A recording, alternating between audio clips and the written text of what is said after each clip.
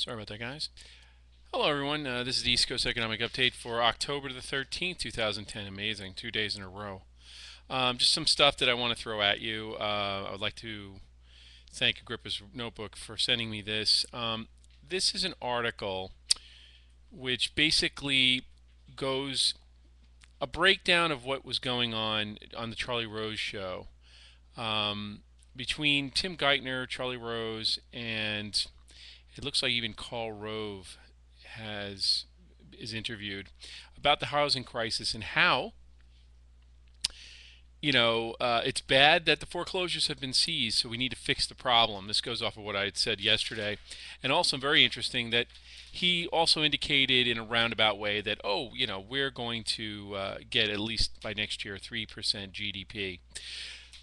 Ladies and gentlemen, with the case of the dollar dropping, and I'll touch on that, and the fact that metals are going up regardless of how much papering over that everyone is doing.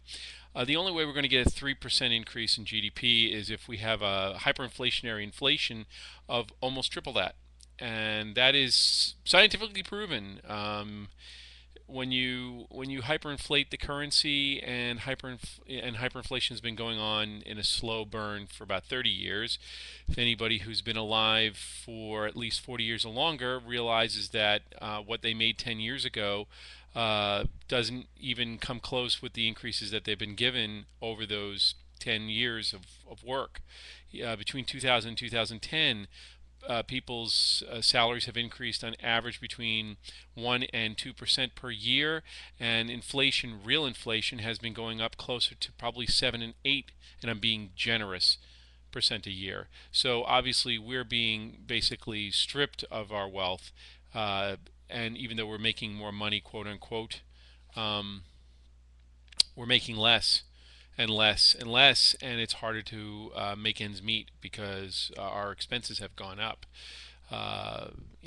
Go back to probably about 3 weeks ago when I posted that report with Carl Dedinger, indicating that toilet paper is shrinking narrow-wise, not sheet-wise, and you're still paying the same, if not more, for a package of toilet paper, for example. So even the most mundane things are showing signs of inflation and possible hyperinflation.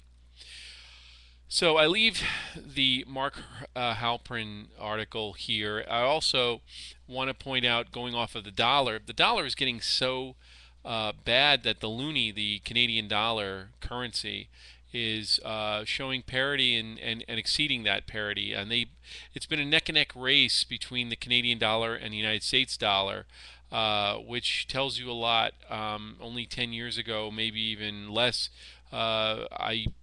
people used to make fun of the Canadian dollar, no offense to the Canadians, as monopoly money here in the States. Um, Now the joke's on us.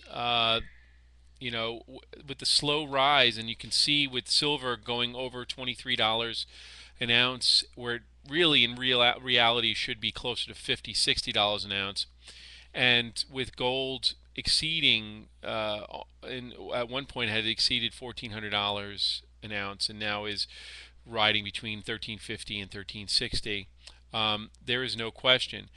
Whenever you look at the Dow from this point forward, if you are interested, if the Dow is going up, I would look at the bot, the dollar against other baskets of currency, and you'll notice that as the Dow goes up, the dollar drops.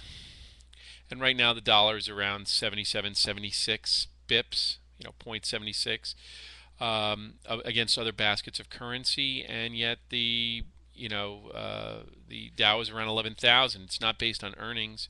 God knows it's not based on earnings. You'd have to, a blind man with, in a closed dark room can see, this. It's kind of sad. So I'm going to leave you those two articles. I'm also going to leave you with a hyperlink to the dollar, the basket of currency indicator, which is now around 77.18 when I last checked about 2 hours ago. But these are just indications that we're in a slow burn. Don't forget that the dollar had hit around 70 cents, 70 bips, 0.70 when oil had hit 147. Now it's around 77, and oil's around 84, 85, depending on whether you're looking at Brent crude or Texas crude. Here we go again. You know, we're desensitizing the people to the realization that they're sliding into this um, third world status. You know, like I said earlier, in yesterday's video, you're going to have people are going to wake up one morning and find it normal that they walk around with a passport basically in their hand, and a chit as I refer to it, and you know, work for a loaf of bread, a block of cheese, and a gallon of milk to feed their family once a week. You know, and it's been tried before, and I'm going to keep saying this, it's been tried before. We don't have a recovery when you have, 42 million people, maybe more, on food stamps. You know, when and it's definitely not reversing. Okay, folks, there are so many secondary indicators that are showing that the economy is not improving. There is no jobless recovery. There is no recovery. And I know I've said this before. I'm going to say it again. You don't have a recovery until you have people with jobs, and those jobs are being paid a fair wage, and those wages match real inflationary numbers. We haven't seen that since probably 1965. Definitely after 1972, when Richard Nixon took us off the gold standard. Just remember, guys, an ounce of gold in 1929 could buy you a really nice suit.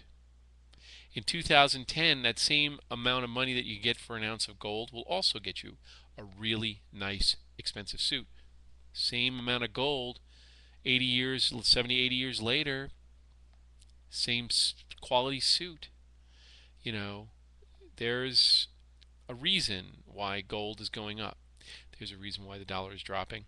And there's going to be a reason why one day we're going to wake up and we're going to work for a loaf of bread, a block of cheese, and a gallon of milk. It's because it's not even the beginning. It's excuse me for my frustration, but you know, screaming this everybody on YouTube has been screaming this probably since 2007, maybe earlier.